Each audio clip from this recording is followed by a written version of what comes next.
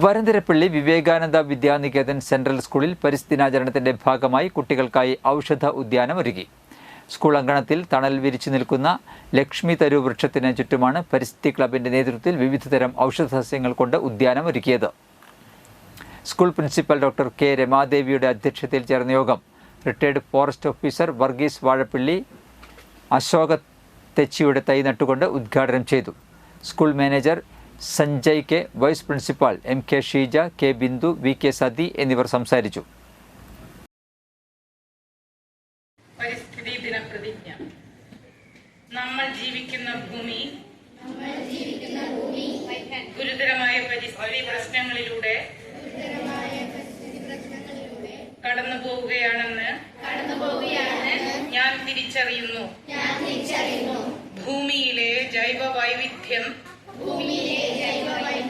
നഷ്ടപ്പെട്ടാൽ മനുഷ്യരുൾപ്പെടെ ഭൂമിയിലെ എല്ലാ ജീവജാലങ്ങൾക്കും നാശമുണ്ടാകുമെന്ന് ഞാൻ മനസ്സിലാക്കുന്നു.